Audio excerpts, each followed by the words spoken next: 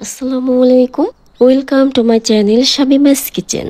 আজকের পর্বে আপনাদেরকে খুব সহজ করে ক্রিপসি চিকেন ফিঙ্গার রেসিপি করে দেখাবো। এটাকে অনেকে ক্রিপসি চিকেন ফ্রাইও বলে থাকেন। সুস্বাদু এই মুখরোচক খাবারটি কিন্তু খুব ঝটপট বানিয়ে নিতে পারবেন।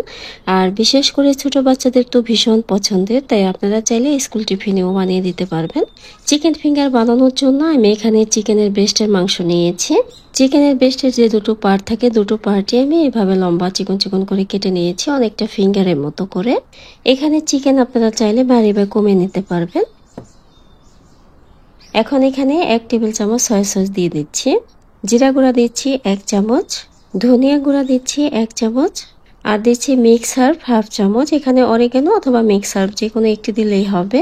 শুকনো মরিচের গুঁড়া দিচ্ছি 1 টেবিল চামচ অথবা স্বাদ মতো দিবেন। এখানে আপনারা চাইলে কাঁচা মরিচের পেস্টও দিতে পারবেন।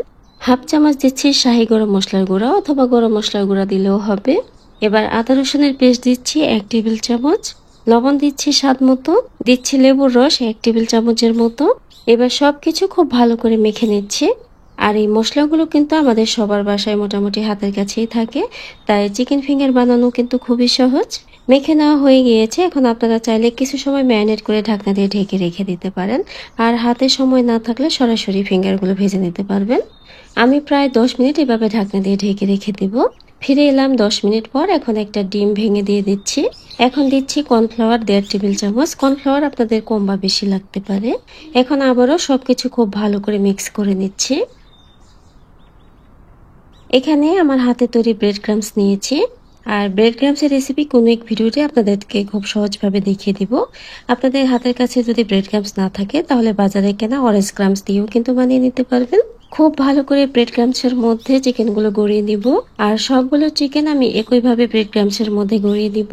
আর চিকেন ভাজার পর কিন্তু এই ব্রেড ক্রামসের জন্যই অনেকটা ক্রিপসি হবে। সবগুলো চিকেন ব্রেড ক্রামসের মধ্যে গড়িয়ে নেওয়া হয়ে গেলে আমি 10 মিনিট ডিপ ফ্রিজে রেখে দিব সেট হওয়ার জন্য। আর হাতে আপনাদের যদি সময় না থাকে, তাহলে সরাসরি ভেজে নিতে পারবেন। এবার চুলায় একটা পাত্র বসিয়ে দিয়েছি আর চিকেন ভাজার জন্য পরিমাণ মতো তেল দিয়ে দিচ্ছি। তেল গরম হয়ে গিয়েছে। এখন চিকেনগুলো দিয়ে দিচ্ছি। চিকেনগুলো মিডিয়াম আছে হালকা ব্রাউন করে ভেজে নেব। এপাশ ওপাশ একটু ভালো করে ভেজে নেব, যাতে সব পাশেই ভালোভাবে ভাজা হয়। এই চিকেনগুলো ভাজতে খুব একটা সময় লাগে না, খুব তাড়াতাড়ি ভেজে নেওয়া যায়।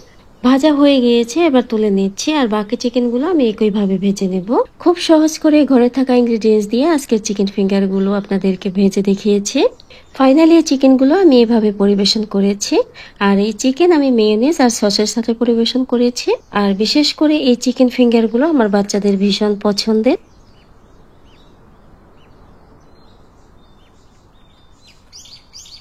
এখন একটা চিকেন ফিঙ্গার আমি আপনাদের ভেঙে দেখাচ্ছি। দেখুন ভেতরটা কতটা পারফেক্ট হয়েছে। বাহিরটা অনেক ক্রিপসি আর ভেতরটা অনেক জুসি। আজকে চিকেন ফিঙ্গার রেসিপি যদি আপনাদের ভালো লেগে থাকে, তাহলে বাসায় একবার হলেও ট্রাই করতে পারেন।